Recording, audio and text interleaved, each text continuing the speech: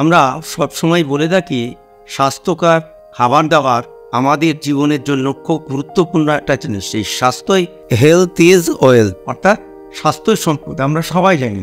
কিন্তু আপনি জানেন কি, যে সমস্ত খাবারগুলো স্বাস্থ্যকর তালিকায় লিপিবদ্ধ করা হয়েছে, সেই খাবারগুলির মধ্যে এমন কিছু বেশ খাবার রয়েছে, যদি রাত্রিবেলায় খাবারগুলো খান তাহলে বিভিন্ন প্রকার শারীরিক সমস্যার সৃষ্টি হবে। এগুলো শুনতে খুব খারাপ লাগলেও অ্যাকর্ডিং টু আয়ুর্বেদা কিন্তু এটাই বলে। এখন তো মডার্ন সায়েন্স প্রমাণ করে দিয়েছে সেই সমস্ত খাবারগুলি রাত্রিবেলায় খান তাহলে শারীরিক সমস্যার সৃষ্টি হতে পারে। হ্যালো ফ্রেন্ডস, আমি dietician, dentist, naturopathic coach S বিশ্বাস আপনাদের সামনে আবার এসেছি। তো বিস্তারিত এই বিষয়ে আজকে থাকবো, সবাই ভিডিওটি উপভোগ করুন। আজকে আপনাদের সাথে এমন কিছু 5 প্রকার খাবার নিয়ে আলোচনা করব যেটা সবথেকে গুরুত্বপূর্ণ। সেই সমস্ত খাবারগুলো মোটেই খাওয়া উচিত নয়। প্রায়শই পেশেন্টদের ভিটামিন, মিনারেলস, অ্যান্টিঅক্সিডেন্টের ঘাটতি মেটানোর জন্য তাদের জন্য বেশি বেশি শাকপাতাযুক্ত খাবার আমরা খেতে বলি অবশ্যই। কিন্তু আপনি জানেন কি, যদি প্রতিদিন রাত্রিবেলায় এই খাবারগুলো খান তাহলে অবশ্যই আপনার শরীরে বিভিন্ন রকমের সমস্যার সৃষ্টি হতে পারে। এই শাক পাতার মধ্যে এমন একটা কম্পোনেন্ট, এমন একটা উপাদান, যেটা সেলুলোজ যে উপাদানটি থাকে, যে ফাইবার রয়েছে, এই ফাইবার খুব সহজে কিন্তু ডাইজেস্টিভ সিস্টেমে হজম করতে পারে না। বলা ভালো, সেই ফাইবার হজম করতে বেশ কিছু সময় লাগে।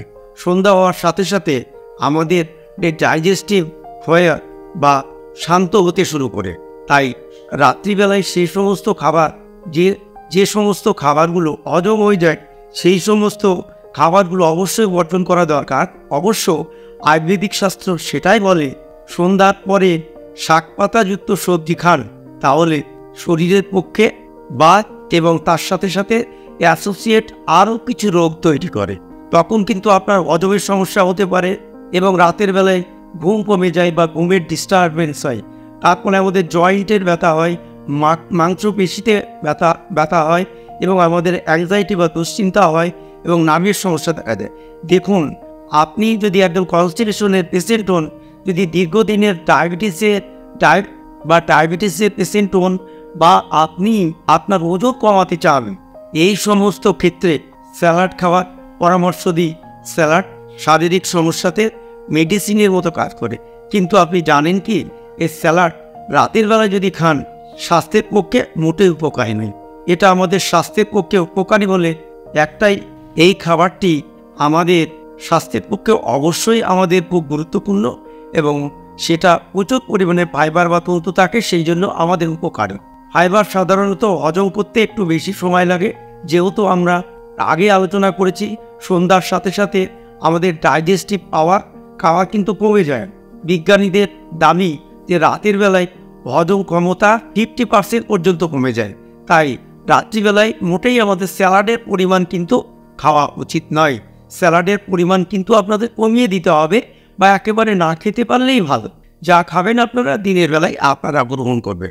দই এমনই একটি খাবার আপনার ইমিউনিটি বাড়াতে সাহায্য করে, আপনার ওয়েট লস জার্নিতে আপনাকে সাহায্য করে এবং দইয়ে প্রচুর পরিমাণে ল্যাক্টোব্যাসিলাস থাকায় পেটকে বা ডাইজেস্টিভ কার্ভকে স্ট্রং করে, আপনার হাড়কে মজবুত করে, আপনার অন্যান্য অর্গানকে শক্তিশালী করে, ত্বক এবং চুলকে সুস্থ রাখতে পারে। এই সব উপকারিতা থাকা সত্ত্বেও আয়ুর্বেদ শাস্ত্র অনুযায়ী দই কিন্তু রাতের বেলায় মোটেই খাওয়া উচিত নয়। তার কারণ দই এমন একটা খাবার, এর মধ্যে রয়েছে প্রচুর পরিমাণে প্রোটিন, প্রচুর পরিমাণে ফ্যাট, প্রচুর পরিমাণে ক্যালসিয়াম, প্রচুর পরিমাণে ফসফরাস, যে পুষ্টিগুণগুলি সহজে কিন্তু ডাইজেস্টিভ সিস্টেমে হজম করা কঠিন। এর আগে আমরা আলোচনা করেছি সন্ধ্যার পরে আমাদের পেট যখন ঠান্ডা হয়ে যায়, তখন কিন্তু আমাদের এই পেটের যে ডাইজেস্টিভ পাওয়ার কিন্তু অনেকটাই কমে যায়। পেট যখন শান্ত হয়ে যায় তখন কিন্তু আমাদের হজম করা কঠিন হয়ে পড়ে। অ্যাকর্ডিং টু আয়ুর্বেদা, দই খান রাতের বেলায়, শরীরে কফের মাত্রা বৃদ্ধি পাবে, আপনার শরীরে কফ দোষ বৃদ্ধি পাবে, তখন ঠান্ডা লেগে যাওয়ার সম্ভাবনা, প্রবণতা বৃদ্ধি পায়। সর্দি, হাঁচি, কাশি, গলায় ব্যথা, জ্বর, এই সমস্ত সমস্যার সৃষ্টি হতে পারে। আপনার সাইনোসাইটিসের মতো সমস্যার সৃষ্টি হতে পারে। আপনার হজমের সমস্যার সৃষ্টি হতে পারে, আপনার ব্লাড প্রেশার বৃদ্ধি পেতে পারে, আপনার ওজন বৃদ্ধি পেতে পারে। তাই আমরা দই খাবারটিকে অবশ্যই রাতের বেলায় বর্জন করব। স্প্রাউট বা দানাশস্য বা অঙ্কুরিত জিনিস অনেক কিছু প্রচুর নিউট্রিয়েন্টস, প্রচুর ফাইটোকেমিক্যালস বা প্রচুর এনার্জেটিক বা প্রচুর অ্যান্টিঅক্সিডেন্ট, প্রচুর ভিটামিন, প্রচুর মিনারেলস থাকে। তার সাথে সাথে কার্বোহাইড্রেট, প্রোটিন, ফ্যাট ভরপুর মাত্রায় কিন্তু থাকে। অর্থাৎ এই তো স্প্রাউট বা অঙ্কুরিত দানাশস্যের মধ্যে সুপারফুড বলতে পারা যায়। কিন্তু সবথেকে মজার বিষয় হলো এই সমস্ত পুষ্টিগুণ থাকা সত্ত্বেও ক্যালোরি কিন্তু খুব কম। তাই যে সমস্ত মানুষ ওজন কম করতে চান তারা তাদের রাত্রিবেলার ডিনার এই অঙ্কুরিত দানাশস্য অবশ্যই গ্রহণ করবেন না। আপনাদের জানিয়ে রাখি, স্প্রাউটের মধ্যে যে প্রচুর পরিমাণে প্রোটিন রয়েছে, ফ্যাট রয়েছে, স্প্রাউটের মধ্যে ভরপুর মাত্রায় ডায়েটারি ফাইবার থাকে। এই সমস্ত পুষ্টিগুণগুলো রাত্রিবেলায় ডাইজেস্টিভ সিস্টেম কষ্টকারক হয়ে থাকে। তাই রাত্রিবেলায় কিন্তু হলেও স্প্রাউট খাবেন না। আবার মনে করুন ফল, এখন অনেক মানুষকে আমি চিনি রাত্রিবেলায় ফল দিয়ে ডিনার করে। আমি অনেক মানুষকে চিনি অনেকে ফল খেতে ভালোবাসেন এবং রাতের বেলায় ফল দিয়ে ডিনার খান। সেই সমস্ত মানুষের উদ্দেশ্যে বলবো, তার কারণ তারা ওজনকে মেনটেন করতে, ওজন কম করতে চান।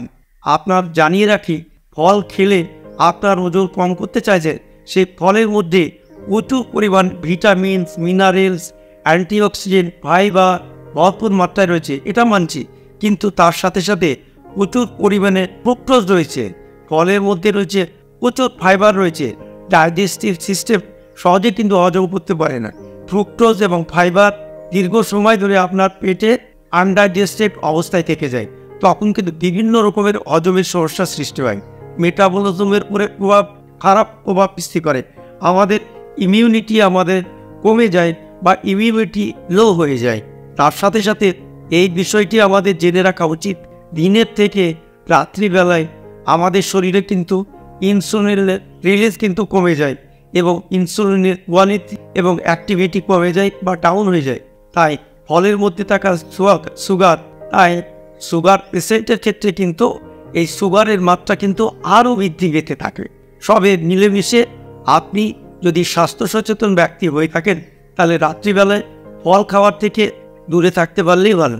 আশা করি ভিডিওটি আপনার ভালো লেগেছে, ইনফরমেটিভ। যদি ভালো লেগে থাকে তাহলে অবশ্যই ভিডিওটিকে লাইক, কমেন্ট, শেয়ার করবেন এবং আমাদের এই লাইফস্টাইল মোটিভেশন চ্যানেলটিকে সাবস্ক্রিপশন করে রাখবেন।